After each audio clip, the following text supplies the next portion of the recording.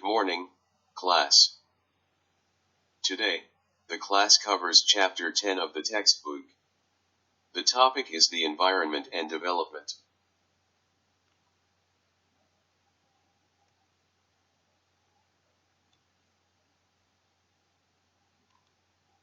The role of the environment in economic development has received a tremendous amount of attention recently. An overview of the issues can be given in 1 or 2 lectures, while a more detailed discussion and analysis might require an additional 1 or 2 lectures.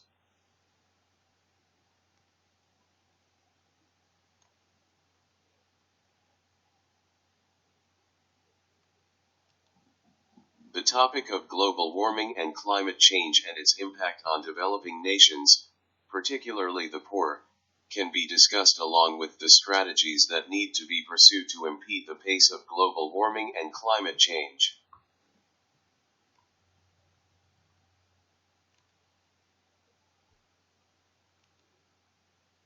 The chapter concludes with a case study on Haiti and the Dominican Republic that examines their economic development efforts and indicators and their treatment of the environment.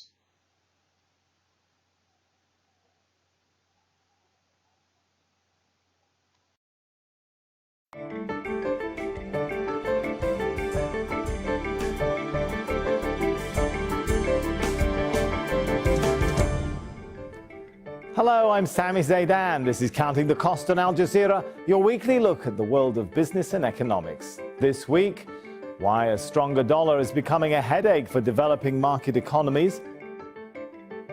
Also this week, digital addicts. We look at how the tech industry uses psychology to design products we can't put down. Plus, a major setback for Libya's oil industry as fighting in the oil crescent puts future production at risk.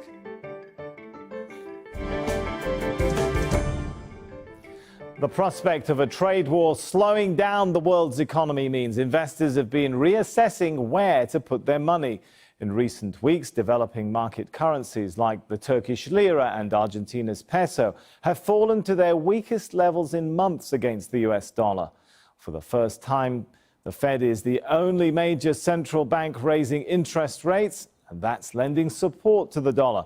At a central bank conference in Portugal this week, the US Federal Reserve chairman said the case remains strong for more US rate hikes. And that means trouble ahead for those countries borrowing in dollars. After the end of the global financial crisis, record low interest rates in the US meant many developing nations borrowed in dollars. Now, as the dollar rises, it's costing those developing countries a lot more to repay their debts. For economists, it's raising alarm bells. Joining us from London is Timothy Ash. Timothy is a senior emerging market sovereign strategist with London-based Blue Bay Asset Management. Good to have you with us. So whether it's because of a trade war or because of the interest rate hikes in the US, is the dollar now set to strengthen further? Well, it's a big question, and certainly it's been hurting emerging markets against the backdrop of Fed tightening and tighter global liquidity.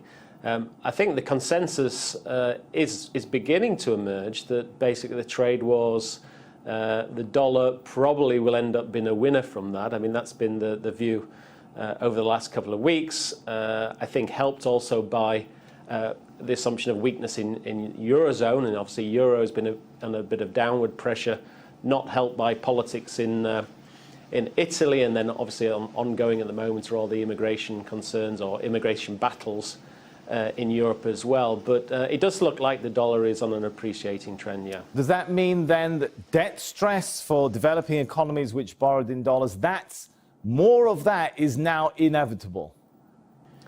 Well, it means more pressure. I mean, we enter the year in a Goldilocks scenario for emerging markets, or it appeared that way, with DM central banks tightening but moderately, but the assumption was that global growth would stay pretty robust, and as long as global growth stayed fine, then on the revenue side, emerging market countries will be more than able to cope with higher DM and US rates. I think what's changed in terms of perceptions has been the dollar rally. That's one thing. That obviously increases debt service costs in hard currency, in dollars for many emerging markets. And I think the other one has been concern about trade wars and what that means for global growth. And I think there is a sense that global growth is just coming off the peak, and the bias probably now is towards downside. So you put all those together, you put Fed tightening, dollar strength, trade wars, and prospects for global growth weakening a bit, and actually also fairly difficult bottom-up stories in many big emerging market countries. You've got elections looming this weekend in Turkey, but you've also got elections in Brazil, Mexico, Argentina are also looming as well, South Africa next year, and possibly Ukraine, Pakistan. I mean, many countries with elections, India. And of those countries, I mean, there are some significant reform challenges. Brazil, pension reform. Turkey's got an overheating story that needs addressing. Mexico, obviously, concerns around NAFTA. And South Africa, we have a new administration under Cyril Ramaphosa, but still lots of inherited problems from Jacob Zuma to be resolved. So, a very challenging environment, I think, at the moment for emerging markets. And on that point, I mean, particularly some of the last points you mentioned there, the sort of domestic economic problems coupled with the global growth rate no longer generating the sort of revenue for developing economies that would help them to manage a higher dollar repayment debt cost. Does that mean, when you think about there were several countries that borrowed heavily when interest rates were low. How global a problem could we see? Is this potentially going to become a domino effect? Unlike the mid-90s or Right. 97, 98 crises in Asia, we don't have that many countries, or there are less countries now with fixed exchange rates, and less countries are trying to defend them, and that's positive. It's a scary new environment. Thank you so much, Timothy Ash, though. My pleasure. Still to come on Counting the Cost, electronic waste recycling. For Thailand, it's a booming industry, but if it isn't handled correctly, it could be an environmental disaster in the making. But first, more than 1.5 million Russians have signed an online petition against the government's pension reforms. The proposal aims to raise the pension age from 55 to 63 for women and from 60 to 65 for men. The bill was submitted to Parliament last Thursday. Rory Challens reports from Moscow. Well, pension reform is something that Vladimir Putin's various governments have been putting off for years and years and years. In fact, in 2005, Putin said that pension ages would never be raised while he was president. Currently, Russia's retirement ages are low, 60 for men and just 55 for women. Those are a legacy of the Soviet years. They were come up with in 1932, when life expectancy in the country was just 35 for men and 40 for women. It's still pretty low by European standards, but it has doubled since those times. So now there's unsustainable pressure on the state pension fund. And the government obviously feels, I think, that now the time is right for some reform. Presidential elections in March are safely out of the way. But they still chose the first day of the World Cup to sneak this plan out. They know that it's a very unpopular thing to do. In fact, in a recent poll, 92% of Russians said they were against it. The plan is for retirement ages to be raised to 65 for men and 63 for women. That will be done over the next decade and a half. The Kremlin is wisely saying that Vladimir Putin is not actually involved in this pension reform. It's a government thing. They will be watching very, very closely for public reaction. And if there is any sign that this is going to bring big crowds out onto the streets, then perhaps they might roll some of this back. Fighting has erupted in Libya's oil crescent. It's damaged the country's main oil exporting terminals located in the northeast of the country. Oil exports are a vital source of revenue for the country. The fighting has suspended those exports, though. The political situation in Libya is fragmented, but up until this month, oil was being produced. Libyan oil is sold internationally through the National Oil Company, which is under the control of the UN-backed government in Tripoli. Libya also has a rival government in Tobruk. Well, the fighting is between two armed groups. It's taking place in northeastern Libya at the Ras Lanuf and the Sidra terminals. Libya has Africa's largest proven crude oil reserves, the 9th largest globally. For OPEC member Libya, the worry is that a protracted battle will damage the oil fields themselves and impact even future production. The National Oil Corporation is looking at options to divert some oil exports to alternative terminals as output is impacted. The World Health Organization has listed addiction to electronic and video games as a mental health disorder. The controversial decision has left the gaming industry at odds with scientists. Ch10-1 reports. In this virtual universe made up of zeros and ones, dense purple storm clouds shroud the planet. 98% of the world's population has disappeared, and zombies rise to attack remaining humans. It's very fast-paced, and it keeps you engaged the whole time. It's just a lot of fun. So much fun that the mass online phenomenon called Fortnite is consuming hundreds of millions of players around the world. While the goal of the game is to battle for the survival of humanity, some people's fragile psyche may not survive these all-consuming digital games. We have been reviewing the evidence for the gaming behavior as a disorder for last several years. The World Health Organization's decision to label addiction to digital and video games as a mental health disorder puts it at odds with gaming industry organizations. Its reference guide of recognized and diagnosable diseases describes the addiction as a pattern of persistent or recurrent gaming behavior that becomes so extensive it takes precedence over other life interests. The person loses control over the gaming and ignores other essential activities like sleep, like eating, like taking part in education or work, and that harms the person. And in spite of the harm, the person continues with gaming. Parents have been concerned about the endless hours their children have spent in front of their consoles since the advent of Atari and Pong. Now they have science as their weapon to limit the time their children spend gaming. The WHO says only a small number of people who play digital and video games would develop a mental health disorder, but early warning signs can help prevent it. And while the makers of Fortnite are expected to earn more than $4 billion this year, addiction to gaming is creating niche gaming addiction treatment programs, which may even be more lucrative for insurance companies and healthcare providers now that gaming addiction is considered a mental health disorder. Why do smartphones, social media and computer games keep us hooked? Well, they're designed to. The tech industry uses human psychology and calls it behavior design or persuasive tech. Companies don't conceal this. Apple readily admits its products are addictive. It's even designing an app to help you use your phone less. The average person checks their phone 150 times a day. Psychologists, though, are beginning to describe the deliberate engineering of addiction as an unethical practice. And some within the tech industry want higher standards too.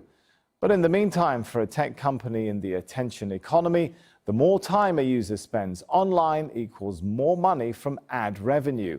And that revenue hit a record $88 billion in 2017. Well, joining me now from London is Dr. Jamie Woodcock. Jamie is a researcher at the Oxford Internet Institute. Good to have you with us. So first of all, how is human psychology used in digital design? Well, I think what we've seen is many attempts to introduce ways, as you mentioned, to capture people's attention. And I think it's no surprise really that these kind of psychological aspects are being included. But I think one of the ones we have to point to as being particularly problematic is the use of gambling or gambling-like aspects in video games, for example, to get users not only hooked, but also can cost them a lot of money too. Give us some examples of how popular apps and social media platforms use psychology then, other than the gambling games you've referred to. I mean, I think many of these are around feedback loops that are introduced into these platforms. These build on well-known effects about, dopamine loops and so on, that you get a rush with a particular kind of interaction. And I think many software platforms, but many games as well, try to mobilize this to keep users on the platform. And ultimately, this becomes not so that you share information or you communicate or you get time to play, but to keep people hooked on a platform to make money from it. Well, you're in a university. Are students and people being taught how to use human psychology and some of these techniques that you're talking about? So I'm a sociologist by training.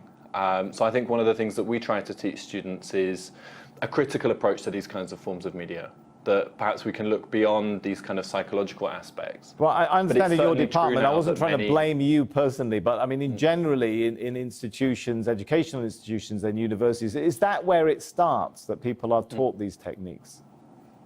I mean, I think so. And I think, one of the aspects here that we really need to talk about is gamification. And this is where psychological understandings of these feedback loops are being introduced into more and more aspects of our lives. So it's no longer just on social media or just when you're playing video games, but these are used at work, or they're used to keep you exercising. And I think we need to ask questions about, is it right that these things are used to convince us to do things? Is it ethical? So I think this is the big question right now, isn't it? How ethical is it? And I think, in a way, many of these kinds of platforms and kinds of games can be incredibly persuasive. But in a sense, for a company making these products, of course they're going to do this. There's been a long history of trying to make buying products from a company persuasive. I think what we have to do is have conversations about, how manipulative these things can be, and particularly when it involves money. And I think part of this, as an academic, is teaching people to think critically about the way they use these kind of platforms. Well, other than teaching people how to think critically, I mean, now that the WHO is talking about mental health issues, should there be regulation? Yeah. So I mean, I think there already is regulation of various kinds, particularly. Well, does there need to be video more? Games? And perhaps in a different way or different level now. In many ways. Yeah, I think in many ways this is it's a new story, but it's also an old story. So when we have new forms of media that are being used by children that perhaps their parents don't understand or didn't use themselves, we often get these kind of moral panics. Today it's Fortnite. In previous years it was staying up watching TV all night, or watching online videos, or reading books with trashy content or whatever it is. And I think one of the biggest things we could do to move this debate forward is rethink the relationship that technology plays between families. So if parents are worried about Fortnite, perhaps they should play it with their children to get an experience of it, because it's not that the media itself is inherently problematic, it's that there are problematic uses of it. So this should be a sort of family level regulation. You don't see a role for the industry itself, I don't know, psychologists getting involved in sort of the programming design stage and that sort of thing? I mean, I think there's one aspect that does need regulation, and that's the use of gambling in video games. Mm-hmm. So the use of loot boxes or other techniques that involving gambling being targeted at people who are underage, who might not understand the risks of gambling. But that's something where we have the regulation for this. It's just a matter of the regulation being applied properly. All right, we're talking about some of these terms like loot boxes and feedback loops. I mean, what sort of negative side effects are they producing in human behavior? Let's explain them and demystify some of these terms a little bit.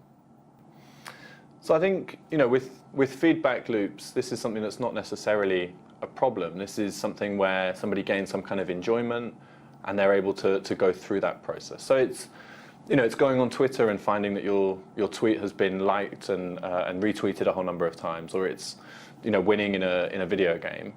So these things that's not necessarily problematic.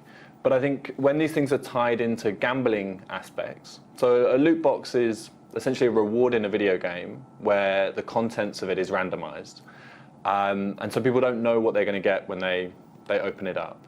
And often this can become problematic because people can then buy additional attempts to win what they want. And that is a way of mobilizing that feeling of winning something, of some positive feedback, and tying it into small purchases or keeping people on the game, which is a form of gambling. What is it doing to people? Is it simply that it's keeping people glued to their phones, or is it doing something deeper to human psychology? So I think there are arguments that the use of these new kinds of media are changing the way we think or our attention span or so on. But in a way, technology has always had these kinds of effects. It changes how we think and it changes what we do. And what I worry about is, that we think that the entire media form is a problem. It's true there are cases where people are becoming addicted to these games and so on, but the vast majority of the use is not like that. So I think we have to be careful in kind of, over kind of generalizing the use of these forms of media. And the final one about, the shift towards artificial intelligence is something that, we're all talking about. And I'm wondering whether technology will be even more able to manipulate human psychology in the future because of artificial intelligence. For a profit, of course. So I think this is a really interesting question. At present, artificial intelligence has been used in a whole number of new domains, looking over legal documents in medical uses and so on. Psychology remains quite a difficult thing to program because people are contradictory and, have conflicting emotions and all these manner of things. I think really the question we need to be asking is if it's likely that AI could be used to manipulate people, why are we not having a larger conversation about what AI could be used for that could benefit people? Because I think it's quite a dystopian future where AI is used to trick us and convince us to spend more money and so on, when we could be using technology for much better things. All right, interesting. Thanks so much for your thoughts on that. Apple's been fined $6.5 million for misinforming Australian customers about their faulty iPhones. The tech giant refuses to fix phones and iPads that have been serviced by third parties. But it failed to tell Australian customers about the policy. Apple admitted misleading hundreds of them. Andrew Thomas is in Sydney with more. This was an issue that affected 5,000 people in Australia in 2015 or 2016. They had Apple iPhones or iPads. They downloaded the latest software, only to find that immediately generated an error 53 message which stopped their device from working entirely. But when those people took their products into an Apple shop like this one, they were told that they'd got the error 53 message because it revealed that they had taken their device at some point to an unauthorized repairer. And Apple said that as a result of that, they had no obligation to repair it or replace it. Well, Australia's consumer regulator has said no. Just because somebody takes a branded product to an unauthorised repairer does not invalidate all of Australia's consumer protection legislation, and that Apple, as a result, has to replace all the broken phones and pay a $9 million Australian dollar fine. That's about $6 million US dollar fine. Well, this was an issue that affected people all over the world, so Australia is unlikely to be the last place where Apple faces such a fine. And finally, recycling firms in Thailand are importing more electronic waste than they're allowed to and processing it in illegal factories. Scott Heidler reports from Bangkok. Police officers gather at a factory gate just outside Bangkok. They send up a drone to take a peek inside before scaling the wall and going in. This is the latest in a series of raids on electronic waste factories. For the past month, the authorities have been cracking down on illegal operations and investigating imported e-waste.